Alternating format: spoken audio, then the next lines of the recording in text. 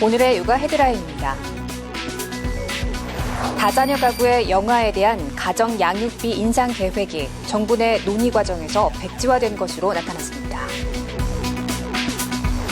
정부가 내년부터 만 5세 미만 어린이의 독감 예방 접종을 무료로 실시한다고 밝혔습니다.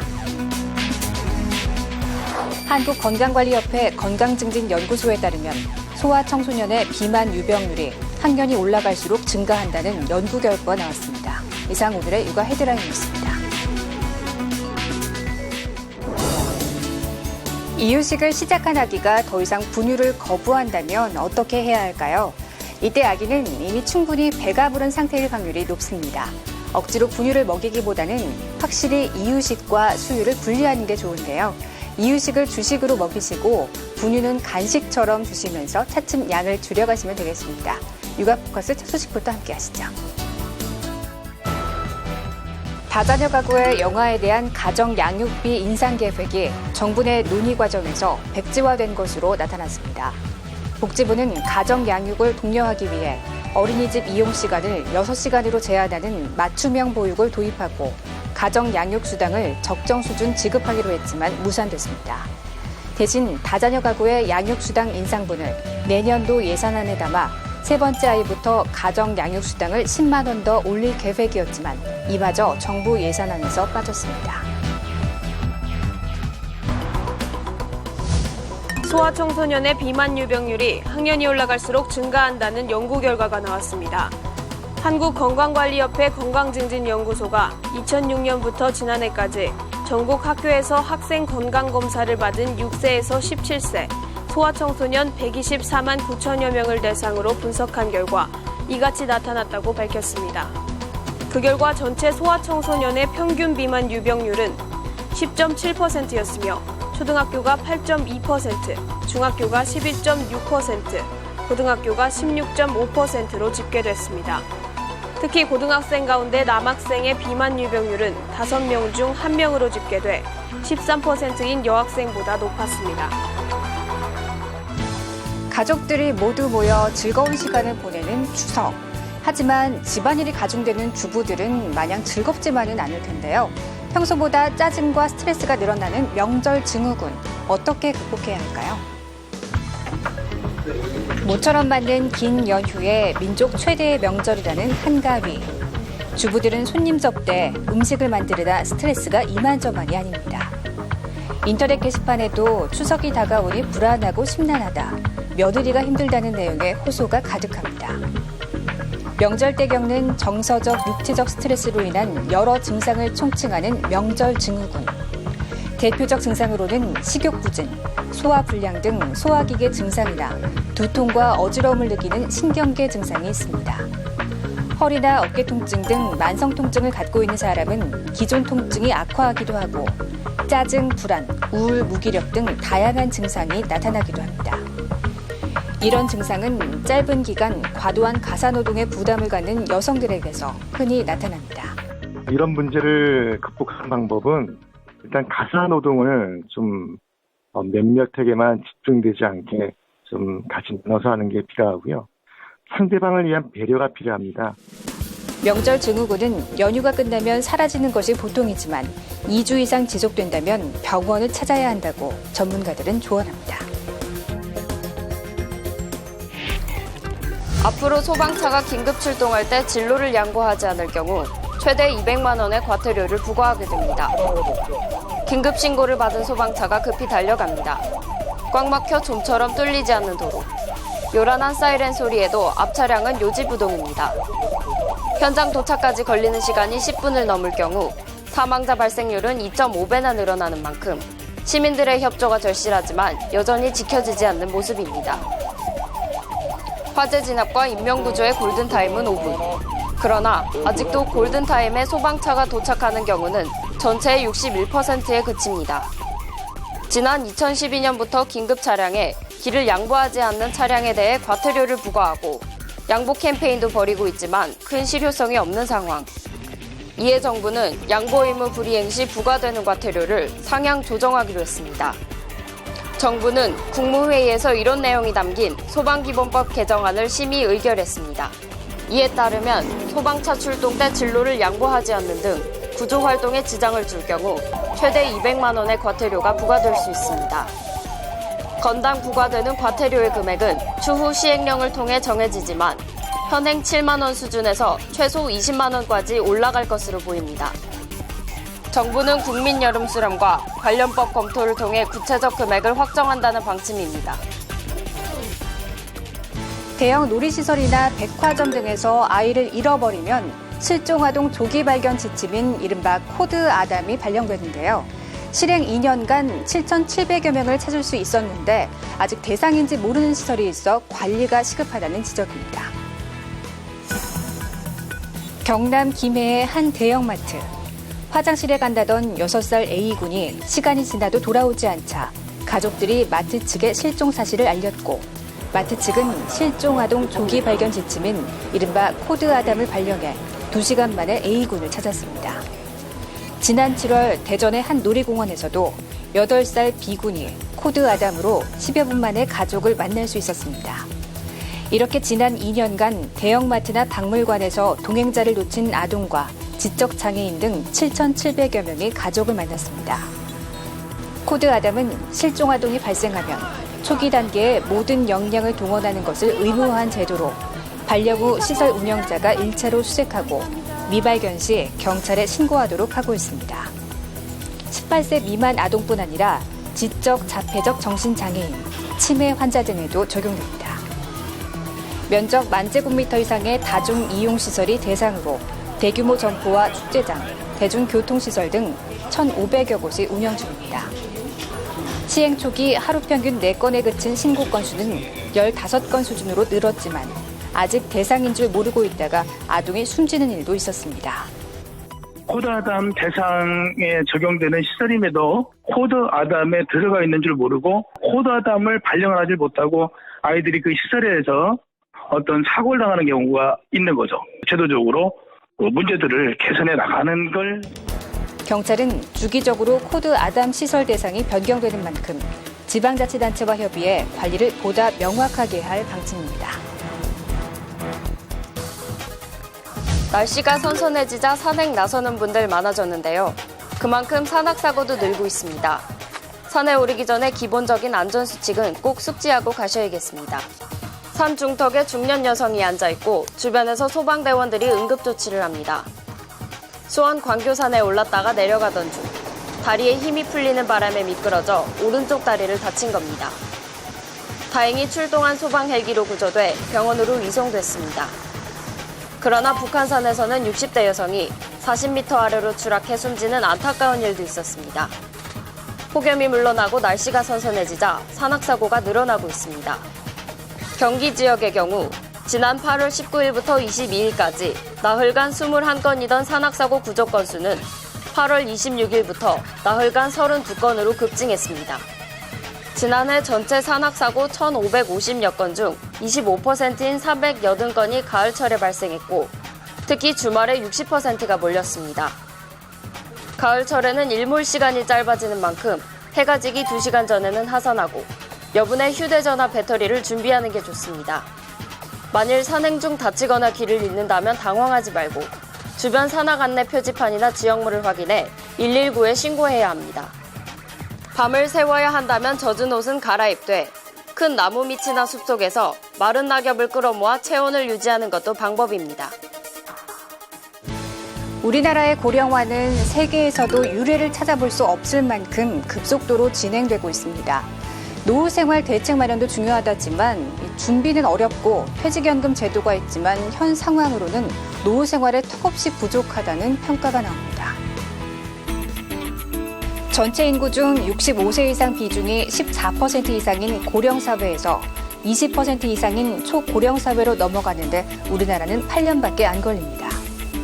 미국 21년, 프랑스 39년에 비해 2~3배 속도로 고령화가 진행되는 겁니다. 고령 인구가 늘수록 정부의 부담은 커집니다. 기초생활급여, 건강보험 등에 더 많은 예산이 들어가지만 노동 인력은 부족해 국가 성장은 떨어져 비용을 메꾸기가 쉽지 않습니다. 하지만 고령화 대책은 강 건너 불구경식이라는 평가입니다. 최근에 우리 고령화 속도가 대단히 빠른 점을 감안하면 여러 가지 대책이 시급히 마련되어야 되는 거 아닌가 이렇게 생각을 하고 있습니다. 노후보장 3대 축인 국민연금, 퇴직연금, 개인연금. 이 중 퇴직연금에 대한 정비가 절실하다는 지적입니다. 지난 1분기까지 전체 상용 근로자 중 퇴직연금 가입자는 52%.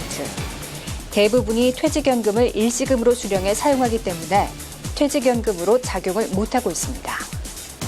전문가들은 먼저 연금 수령으로 전환할 유인책 마련이 필요하다는 주장입니다. 적립금의 그 지급 기준을 완화하고 가입기간별 세율을 조정하거나 상속 시에 연금 소득세에 대해서는 비과세 혜택을 주는 것도 또 미국과 일본이 개인형 퇴직연금 가입 대상을 점차 확대하는 것처럼 우리나라도 자영업자 이외에 전업주부 등으로 범위를 넓혀 퇴직연금 제도의 사각지대를 없애야 한다는 목소리가 커지고 있습니다. 정부가 내년부터 만 5세 미만 어린이의 독감 예방 접종을 무료로 실시합니다. 세금 300억 원가량을 투입해 내년부터는 무료 접종이 가능해진 겁니다. 또 의료기관 종사자 등 결핵 고위험군을 대상으로 잠복 결핵 검진을 확대하기로 하는 등 의료 사각지대 해소 정책을 추진하기로 했습니다. 항생제 내성 대책 추진 등을 통해 감염병 관리를 강화하는 한편 고위험군 대상 잠복 결핵 검진 대상을 77만 명까지 대폭 확대하여 결핵 안심 국가를 만들도록 하겠습니다. 정부가 발표한 내년도 민생 예산안에는 장기 흡연자 8,000명을 대상으로 폐암 검진 시범 사업도 포함됐습니다. 시급한 저출산 문제 해결을 위해 소득 불문하고 모든 부부가 난임 시술 지원을 받을 수 있도록 했고 저소득 가구에는 지원금도 늘렸습니다.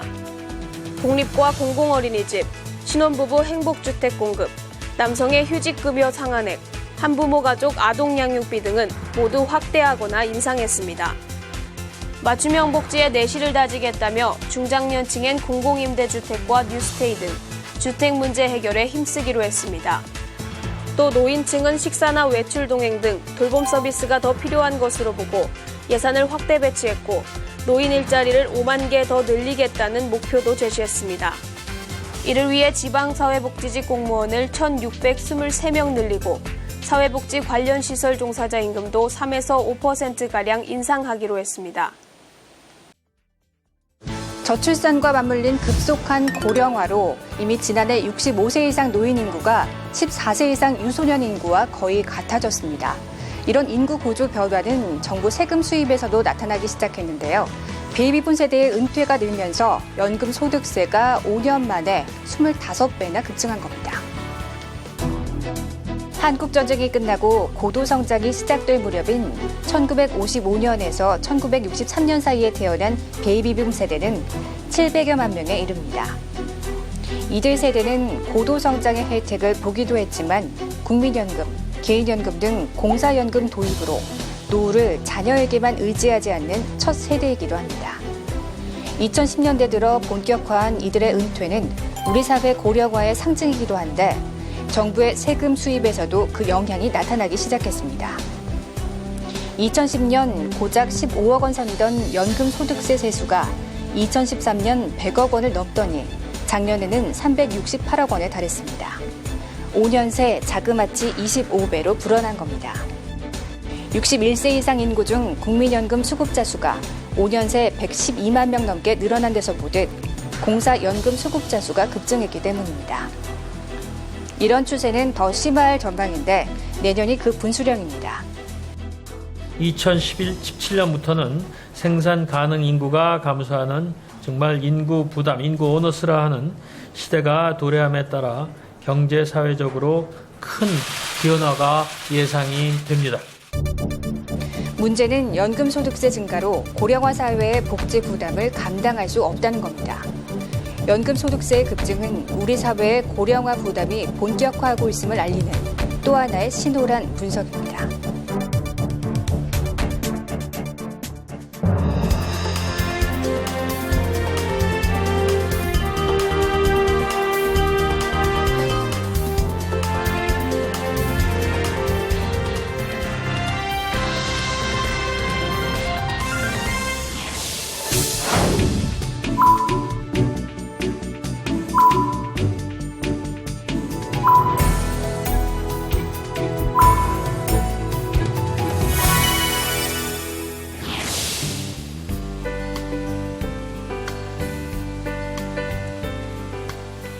안녕하세요. 육아방송 시청자 여러분, 국민의당 최도자 의원입니다. 이렇게 여러분들을 만나뵙게 되어 반갑습니다. 지난해 우리나라의 출산율은 1.24명으로 OECD 34개 회원국 중 33위를 기록했습니다. 전문가들은 3, 4년 안에 인구 절벽이 현실로 다가올 것이라고 합니다. 여성가족부가 통계청에 의뢰한 조사 결과에 따르면 저출산의 주요 원인으로 경제적 부담을 꼽고 있습니다. 또한 사회적 여건이 향상되면 자녀를 더 가질 생각이 있다는 응답자가 많은 것으로 조사됐습니다. 이번 조사에서 시사하는 바와 같이 저출산 극복을 위해선 젊은 부부들의 양육 비용을 경감시키고 일과 가정을 양립할 수 있는 기반이 조성이 필요합니다. 누리가정은 실효성이 높은 저출산 극복 정책으로 평가받고 있습니다. 그동안 개인의 책임이었던 보육을 국가의 책임으로 규정하고 지원하는 패러다임의 대전환이라고 평가할 만합니다. 하지만 누리가정의 예산을 누가 지원할 것인가를 두고 많은 논란이 있습니다. 모든 정책은 예산이 수반돼야 합니다. 예산이 곧 정책이라고 할 수 있을 정도로 예산이 뒷받침되지 않으면 탁상 행정에 지나지 않습니다. 그런데 누리가정은 시행 초대부터 정부와 지자체가 서로 재원의 부담을 떠넘기고 있습니다. 진보와 보수, 진영 간 싸움으로 번지는 양상까지 보이고 있습니다. 그런 와중에 결국 피해를 보는 사람은 아이들, 학부모, 보육 관계자들입니다. 정부와 지자체, 양쪽의 논리와 주장은 일정 부분 합당합니다. 그러나 핵심은 아이들입니다. 아이들에게 피해가 간다면 아무리 좋은 주장이라도 명분을 잃어버리게 됩니다. 보육은 국가의 미래를 위한 투자인데 정책과 예산을 다루는 공무원들은 소모적인 비용으로 인식하고 있는 듯합니다. 투자는 향후 더 큰 이익으로 돌아오기 때문에 위험 요소가 적다면 많이 할수록 좋습니다. 반면 회사든 가정이든 비용은 절감할수록 좋습니다. 아이들에 대한 투자만큼 우리 사회에 더 큰 이익이 되는 사업은 없다고 생각합니다. 보육은 우리나라의 미래 성장을 보장하는 최고의 투자입니다. 보육에 대한 정부 인식 변화와 가감한 지원이 절실합니다. 저는 국회의원으로서 사명감을 가지고 우리나라의 미래인 아이들을 위해 힘쓰겠습니다. 부모님들께서는 가정에서 우리 아이들이 밝고 건강하게 자랄 수 있도록 노력해 주시기 바랍니다. 감사합니다.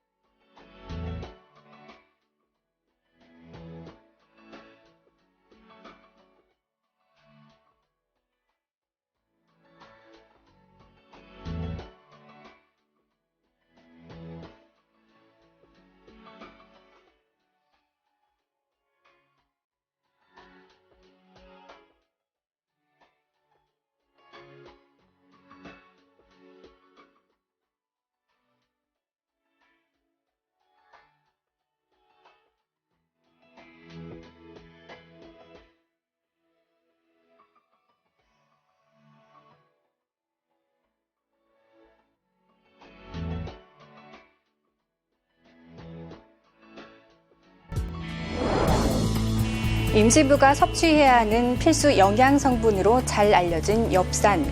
견과류 중에서도 헤이즐넛에는 이 엽산이 풍부해 적혈구 생산과 뇌 기능을 돕는다고 합니다. 뿐만 아니라 헤이즐넛에는 비타민과 섬유질, 항산화 물질도 풍부하다고 하니까요. 영양제 대신 챙겨 드시는 것도 좋겠습니다. 육아포커스 마칩니다. 시청해주신 여러분 고맙습니다.